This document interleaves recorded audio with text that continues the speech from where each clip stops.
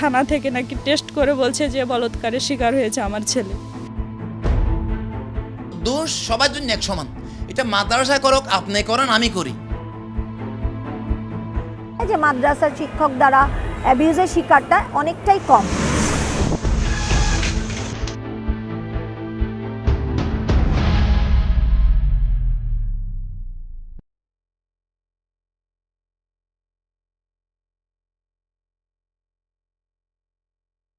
ইসলাম ধর্মের আদিকাল থেকেই কওমি মাদ্রাসা শিক্ষা ব্যতিক্রমী এবং অনন্য।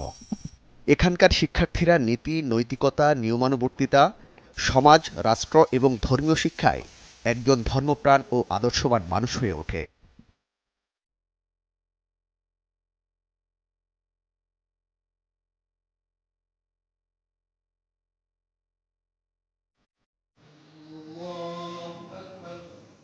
শুরুটা ফজরের নামাজের মধ্য দিয়ে। দিনের এই যাত্রা চলে রুটিন মাফিক। থাকা, খাওয়া, গোসল, নামাজ সবই যার অংশ, অর্থাৎ ডিসিপ্লিন বা নিয়মানুবর্তিতা এই শিক্ষা কার্যক্রমের অন্যতম।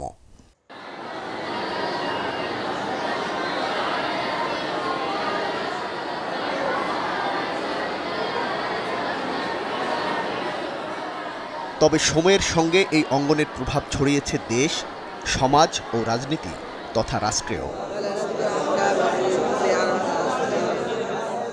গত কয়েক বছর এই শিক্ষা ব্যবস্থা ঘিরে নানা ঝড়ঝঞ্ঝার পাশাপাশি অসংখ্য প্রশ্ন রয়েছে। তবে তারপরও নিজস্ব গতিতে এগিয়ে চলছে এই শিক্ষা ব্যবস্থা।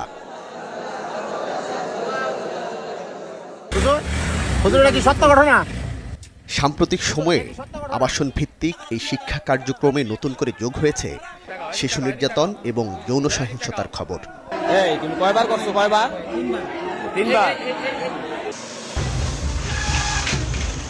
যার কিছু সত্য, আর কিছু নিয়ে উঠেছে গুরুতর প্রশ্ন। থানা থেকে নাকি টেস্ট করে বলছে যে বলৎকারের শিকার হয়েছে আমার ছেলে। তো আমার ছেলে আমাকে কোনোদিন বলেনি। চাঁপাইনবাবগঞ্জের বাসিন্দা টুকুয়ারা খাতুনের গল্পটাও তেমনি। অভাবের সংসারে সন্তানকে মানুষের মতো মানুষ বানাবেন, ধর্মীয় শিক্ষায় আলোকিত করবেন, এই স্বপ্নে সন্তানকে পাঠিয়েছিলেন মাদ্রাসায়। মাদ্রাসার ছাত্ররা বলছে যে আমার ছেলে নাকি সেদিন অনেক আনন্দের সাথে দিন কাটিয়েছিল। চাঁপাই থেকে কয়েক শত কিলোমিটার দূরে রাজধানীর বনশ্রীর সি ব্লকের আলোকিত কোরআন হিফজ মাদ্রাসার আবাসিক ছাত্র ছিল আব্দুল্লাহ। কিন্তু এই আবাসিক শিক্ষা প্রতিষ্ঠানেই ঘটে যায় দুর্ঘটনা। আর আব্দুল্লাহ থাকতে হচ্ছে এই খাটে। যেদিন এই ঘটনাটা ঘটে সেদিন আসরের পরেও সে যে এখানে একটা বল আছে দেখতেছেন, মানে ব্যাগ দিয়ে এই বলটা সে বানাইছে। আর ঘটনাটা যেখানে ঘটে সেটা হচ্ছে এই ওয়াশরুম। 19 মের সেই ঘটনা সম্পর্কে ধারণা দিচ্ছিলেন সংশ্লিষ্ট মাদ্রাসার পরিচালক আব্দুল্লাহ আল মামুন, যিনি ঘটনার পর অভিযুক্তের সাথেও কথা বলেন। তোমার নামে বিচার আসছে, তো তুমি এগুলা কি সত্যি না মিথ্যা? বলছে আমি খারাপ কথা তাদের কাছে বলছিলাম, সত্য স্বীকার করছি। খাট, বিছানা সবই আছে, নেই শুধু আব্দুল্লাহ। আব্দুল্লাহর মৃত্যুর পর আত্মহত্যা বলা হলেও ময়নাতদন্ত প্রতিবেদনে উঠে আসে ভিন্ন তথ্য। রামপুরা থানা পুলিশের এসআই সাইফুল ইসলাম ঘটনায় দায়ের করা মামলাটি তদন্ত করছেন। আমরা ভিকটিমের ফরেনসিক মেডিকেল ডক্টরের মাধ্যমে আমরা রেকটাল অ্যানাল সোয়াব কালেক্ট করি, যেটা আমরা ডিএনএ ল্যাবে পাঠিয়েছি সিআইডির। অনুরূপভাবে আসামিকে আমরা জেলখানা থেকে এনে আমরা আসামির ডিএনএ স্যাম্পল কালেক্ট করেছি। এখন ডিএনএ স্যাম্পল কালেক্ট করে আমরা প্রোফাইলিংয়ের জন্য পাঠিয়েছি। এরই মধ্যে ঘটনায় জড়িত সন্দেহে একই মাদ্রাসার শিক্ষার্থী শিহাবকে গ্রেপ্তার করা হয়। ডিএনএ টেস্টের ফলাফল হাতে এলেই বলা যাবে ঘটনার সঙ্গে শিহাব জড়িত নাকি অন্য কেউ। তদন্ত কর্মকর্তা সাইফুল ইসলাম যে তথ্য দিয়েছেন তাতে বিষয়টি বিকৃত যৌনাচারের উজ্জ্বল উদাহরণও। কওমি মাদ্রাসা কেন্দ্রিক যৌন নির্যাতনের এমন আরেকটা ঘটনার খবর নেব। এজন্য যাব রাজধানীর উপকণ্ঠ সাভারে। হ্যাঁ, কেউ আমার সামনে যায় দাঁড়ায় থাকে, যে আমি কইতে না পারি আমার আম্মুর কাছে যে আমার এই মতো করছে। আমার শরীরে টাচ করতে গেছে, কেউ সামনে হেরে ধাক্কা মেরে দৌড় দিছে। ধর্মীয় শিক্ষার স্বপ্ন নিয়ে এই শিক্ষার্থী ভর্তি হয়েছিলেন স্থানীয় মহিলা মাদ্রাসায়। সেখানে শিক্ষকের কুদৃষ্টিতে পরে সেই শিক্ষককে স্থানীয়রা পুলিশের হাতে তুলে দেয়। কিন্তু এই ঘটনাগুলোই কি কওমি মাদ্রাসার সামগ্রিক চিত্র, নাকি এগুলো বিচ্ছিন্ন ঘটনা? নারী ও শিশু বিষয়ক মন্ত্রণালয়ের নির্যাতন প্রতিরোধ সেবা সেলের দেয়া তথ্যে দেখা যায় চলতি বছরের গত 6 মাসে স্কুল কলেজে শারীরিক ও যৌন নির্যাতনের শিকার 57 জন। এর মধ্যে মেয়ে 49 জন, ছেলে 8 জন। বিপরীতে মাদ্রাসায় 18 জন, এর মধ্যে মেয়ে 7 জন আর ছেলে 11 জন। পরিসংখ্যানের খাতা ছেড়ে বাস্তবতায় ফিরব। কথা বলবো ঢাকা মেডিকেল কলেজ হাসপাতালের ওয়ান স্টপ ক্রাইসিস সেন্টারের যৌন সহিংসতার শিকার নারী ও শিশুদের জন্য আইনি সহায়তা নিয়ে কাজ করা আইনজীবী ফাহমিদা আক্তারের সাথে। অনেক ক্ষেত্রে কিন্তু আমরা স্কুলের শিক্ষক দ্বারা যেমন ধর্ষণের শিকার শিশুকে পেয়ে থাকি, পাশাপাশি কিছু কিছু ক্ষেত্রেও আমরা মাদ্রাসার শিক্ষক দ্বারাও ধর্ষণের শিকার শিশুকে পেয়ে থাকি। সেক্ষেত্রে যদি আমরা দেখতে চাই যে মাদ্রাসার শিক্ষক দ্বারা অ্যাবিউজের শিকারটা অনেকটাই কম। প্রশ্ন ওঠে, মাদ্রাসায় যৌন ও শারীরিক নির্যাতনের চিত্র কম হলে গণমাধ্যমে তো প্রায় সময়ই এমন খবর পাওয়া যায়। এটি বানানো নাকি একপেশে আচরণ? বিষয়টি নিয়ে বেশ কজন গণমাধ্যম ব্যক্তিত্বের সাথে যোগাযোগ করলেও তারা কথা বলতে রাজি হননি। তবে কথা বলেছেন ঢাকা রিপোর্টার্স ইউনিটির সভাপতি আবু সালেহ আকন। মূল ধারার যে গণমাধ্যম আছে তাদের তো অবশ্যই এই ক্ষেত্রে একটা দায় আছে। একটা ছোট্ট নিউজও যদি আপনার প্রকাশ অথবা প্রচার করতে হয় তাহলে তো আপনার সেটা সব দিক পুঙ্খানুপুঙ্খ বিচার বিশ্লেষণ করেই এরপরে সেটা কিন্তু প্রচার এবং প্রকাশ করতে হবে। একই সাথে কথা বলেছেন বাংলাদেশ ফেডারেল সাংবাদিক ইউনিয়নের মহাসচিব কাদের গনি চৌধুরীও। কিছু কিছু গণমাধ্যম আছে যখন মাদ্রাসা থেকে সেটা অতি উৎসাহী হয়ে বেশি লেখেন, অন্যদেরটা হয়তো লিখতে চান না, চাপিয়ে যান। আমার কত প্রকৃত সত্যটাই তুলে ধরাই হচ্ছে গণমাধ্যমের কাজ। অপরাধকে ভিন্ন চোখে নয়, আইনের দৃষ্টিতে দেখাটাই উত্তম। তাই বলে কওমি মাদ্রাসা তথা ইসলাম ধর্মের এমন একটি স্থানে বা ব্যক্তি এমন অপরাধে জড়াবে সেটি আশা করা যায় না। ফিরছি একটি বিরতির পর। আমার কোনো একটা কন্যা সিসি ক্যামেরার অত জ্ঞানে, কারণ আমার মনোবল আছে যে আমি সিসি ক্যামেরা রাখছি, 1 সেকেন্ডের জন্য সিসি ক্যামেরা বন্ধ থাকে না। মাওলানা হুমায়ুন কবির চট্টগ্রামের কোতোয়ালি থানা এলাকার মার্কাজুল কোরআন ওয়াস সুন্নাহ মাদ্রাসার অধ্যক্ষ এবং ভবনের মালিকও। ছেলে আব্দুল্লাহ বিন হুমায়ুনের বিরুদ্ধে বলাৎকারের অভিযোগে মামলা করেছিলেন তার মাদ্রাসারই আরেক শিক্ষার্থীর মা শারমিন সুলতানা, যিনি পরিবার সহ একই ভবনে ভাড়া থাকতেন। দোষ সবার জন্য এক সমান। এটা মাদ্রাসায় করুক, আপনি করেন, আমি করি, সবার জন্য এক সমান। কিন্তু এখানে একটা আমাদের দেশে প্রচলন হয়ে গেছে যে মাদ্রাসায় আলিদা করে ধরে। পরিবার সহ তাদের বের করে দেওয়ার অভিযোগে হয়রানির জন্য মামলাটি করা হয়, এমন দাবি মাওলানা হুমায়ুন কবিরের। মামলায় গত বছরের নভেম্বর থেকে পরবর্তী জানুয়ারির মধ্যে বলাৎকারের ঘটনা ঘটে দাবি করা হলেও মামলাটি করা হয় 5 মাস পর। পত্রিকায় দেখলে দেখবেন যে শতকরা 10টার মধ্যে 9টা হচ্ছে অন্য, একটা এটা কিন্তু ভাইরাল বেশি করে দেয়। তো যার কারণে ও এটা সুযোগ নিছে। লম্বা সময় বিরতি নিয়ে মামলা করায় প্রশ্ন যেমন উঠছে, তেমনি তথ্য রয়েছে আটকের পর আব্দুল্লাহ বিন হুমায়ুনকে ভয়ভীতি, হুমকি ও মারধর করা হয়েছে। তার চিকিৎসা নেওয়ার একটি সনদও আমরা হাতে পেয়েছি। বিষয়টি ফোনে স্বীকারও করেছেন ভুক্তভোগীর বাবা।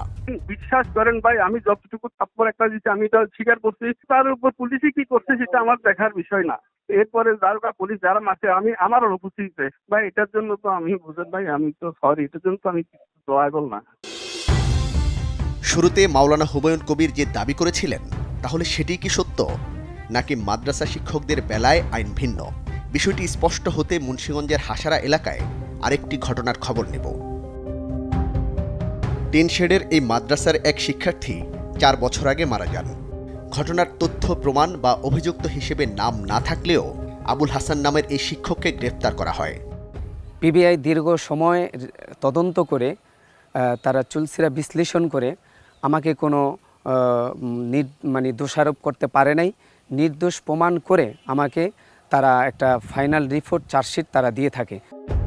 প্রকৃত হত্যাকারী কে তা শনাক্ত না করে অথবা প্রমাণ ছাড়া কেন আবুল হাসানকে গ্রেপ্তার করা হলো? বলাৎকার পরবর্তী হত্যার মতো স্পর্শকাতর মামলায় আবুল হাসানকে জড়ানোতে তার সুনাম ক্ষুণ্ণের দায় বা কে নেবে? কোনো নির্দোষ ব্যক্তি যেন দোষী না হয়। কিন্তু আমরা দেখতে পাচ্ছি যে সারা বাংলাদেশ যেভাবে চলতেছে ঠিকইভাবে একচাটিয়াভাবে মাদ্রাসার উপরে চাপিয়ে দেওয়া হচ্ছে। আবুল হাসানের বিরুদ্ধে নিহতের পরিবারের অভিযোগ আছে কিনা বিষয়টি জানতে নিহতের পরিবারকে খুঁজে বের করি।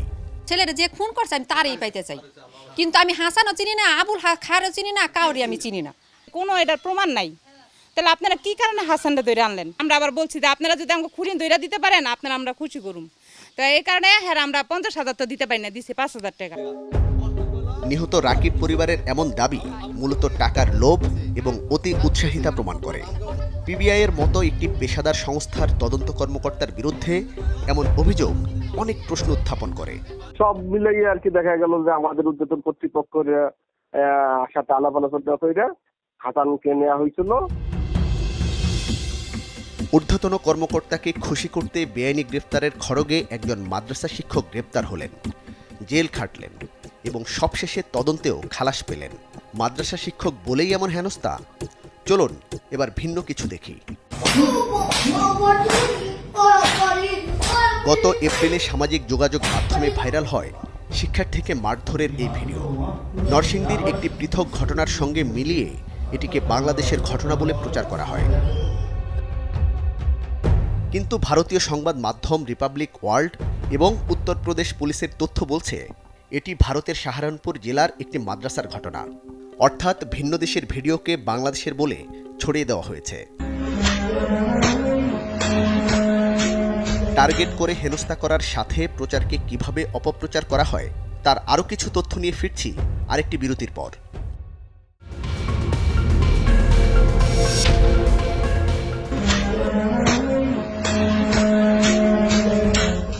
মাদ্রাসায় অনৈতিক প্রস্তাবে রাজি না হওয়ায় এক শিক্ষার্থীকে নির্মমভাবে মারধর করছেন শিক্ষক, এমন শিরোনামে ভিডিওটি ছড়ানো হয় সামাজিক যোগাযোগ মাধ্যমে। কিন্তু ফ্যাক্ট চেক প্রতিষ্ঠান রিউমার স্ক্যানার জানায় ভিন্ন কথা। এই ভিডিওটিও বাংলাদেশের মাদ্রাসা শিক্ষার্থীকে নির্যাতনের ভিডিও বলে ব্যাপকভাবে প্রচার করা হয়েছিল। তবে অনুসন্ধানে দেখা যায় ভিডিওটি আসলে বাংলাদেশেরই নয়, এটি আফগানিস্তানের ভিডিও। শিশুকে উল্টো করে ঝুলিয়ে নির্যাতনের এই ভিডিওটি সামাজিক যোগাযোগ মাধ্যমে ছড়িয়ে লেখা হয় বাংলাদেশের মাদ্রাসাগুলোতে এভাবেই জান্নাতের টিকিট দেওয়া হচ্ছে। এখানেও ঠিক ভিন্ন ঘটনা। এই ভিডিওটি আসলে প্রচার করা হয়েছিল বাংলাদেশে মাদ্রাসায় শিক্ষার্থীদের নির্যাতনের ভিডিও বলে। এটি আসলে বাংলাদেশের ভিডিও নয়, এটি পাকিস্তানের কোনো একটি মাদ্রাসায় শিক্ষার্থীকে নির্যাতনের ভিডিও।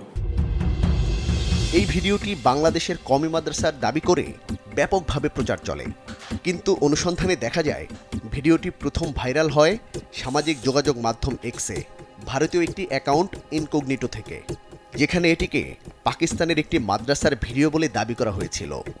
বাংলাদেশ ও পাকিস্তানের মাদ্রাসাকে ঘিরে বিভ্রান্তিকর প্রচারণা ছড়ানোর অভিযোগ রয়েছে ওই অ্যাকাউন্টটির বিরুদ্ধে। এবার ভুয়া নিউজ বা ফটোকার্ডে নজর দেই। জাতীয় দৈনিক ইত্তেফাকের নামে খবরটি ছড়িয়ে দেওয়া হয়। পাবনায় 16 জনের এইডস শনাক্ত, 7 জনই কওমি মাদ্রাসার শিক্ষক। কিন্তু প্রকৃত সংবাদ ছিল পাবনায় 16 জনের এইডস শনাক্ত, 7 জনই সমকামী। অপপ্রচারের আরেক ধাপে আমার দেশের ডিজাইনে একটি ভুয়া ফটোকার্ডে ইউনিসেফের নামে দাবি করা হয় মাদ্রাসা শিশু বলাৎকারে জড়িত সবাই কোনো না কোনো ইসলামিক দলের কর্মী সমর্থক। কিন্তু ফ্যাক্ট চেক থেকে নিশ্চিত হওয়া যায় আমার দেশ এমন কোনো সংবাদ প্রকাশ করেনি, ইউনিসেফও কখনো এমন বক্তব্য দেয়নি। আমরা বর্তমান সময়ে বাংলাদেশের যে মাদ্রাসাগুলো আছে সেগুলো নিয়ে মানুষের মধ্যে একটি বিভ্রান্তিকর ধারণা বা একটা নেতিবাচক চিন্তাভাবনার জন্ম বা তৈরি হতে দেখি আমরা। তো তারা যখন পোস্ট দেয়, এর পরবর্তীতে যখন সার্কুলেট হয়ে যায়, তখন তাদের যে উদ্দেশ্য থাকে সেটা আসলে পূরণ হয়ে যায়, পরবর্তীতে তারাও ডিলিট করে দেয়। এতক্ষণ ছিল ভুয়া তথ্যের অনুসন্ধান।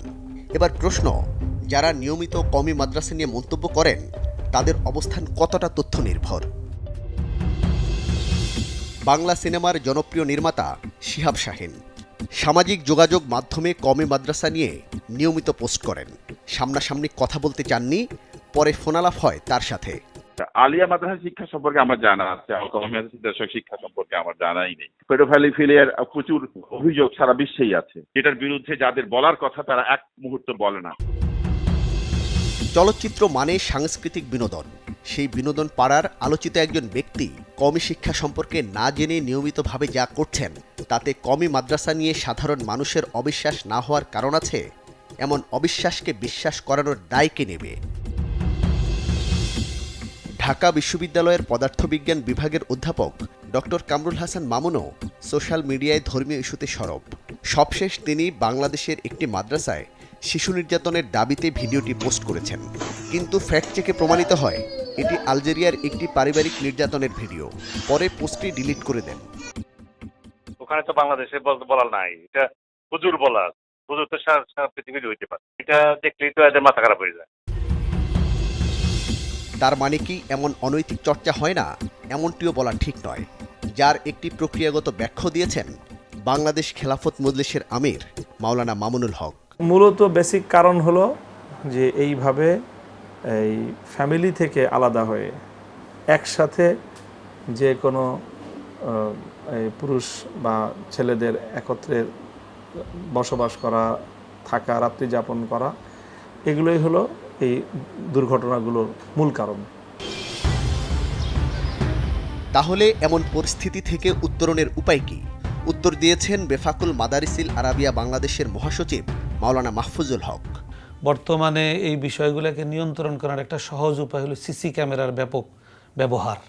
তা আলহামদুলিল্লাহ কওমি মাদ্রাসায় এক সময় এই সিসি ক্যামেরার প্রচলন ছিল না, এখন ব্যাপকভাবে কওমি মাদ্রাসাগুলোতে সিসি ক্যামেরার ব্যবহার এটা বাড়ছে এবং আমরাও আমাদের প্রতিষ্ঠানগুলোতে নির্দেশনা দিচ্ছি যে যেহেতু আবাসিক প্রতিষ্ঠান, অতএব আবাসন ব্যবস্থাপনা এমন হওয়া উচিত যাতে করে এই ধরনের ঘটনার কোনো সুযোগই না থাকে। প্রায় 40,000 মাদ্রাসায় 70 লাখ শিক্ষক শিক্ষার্থীর কওমি মাদ্রাসার উপর ধর্মপ্রাণ মুসলমানদের আলাদা বিশ্বাস রয়েছে, কিন্তু সেই বিশ্বাস ভঙ্গ হয় সামান্য কিছু ঘটনায়, যার অন্যতম দায় সংশ্লিষ্টদেরও। অর্থাৎ সাদা কাপড়ে দাগ পড়লে যেমন দেখা যায়, তেমনি কওমি শিক্ষার্থীদের বেলায়ও। তাই এ থেকে বাঁচতে নিজেদেরই সচেতন হতে হবে। দর্শক, সুনির্দিষ্ট কোনো তথ্য, পরামর্শ কিংবা অভিযোগ থাকলে যোগাযোগ করতে পারেন স্ক্রিনে দেখানো নম্বরে। জানাতে পারেন সামাজিক যোগাযোগ মাধ্যমেও। আপনার দেওয়া তথ্যে সমাজের রন্ধ্রে রন্ধ্রে ঘাপটি মেরে থাকা জমাট অন্ধকারে আলো ফেলবে টিম সার্চলাইট। অনুসন্ধানের আলো হাতে দেখা হবে অন্ধকার পথে।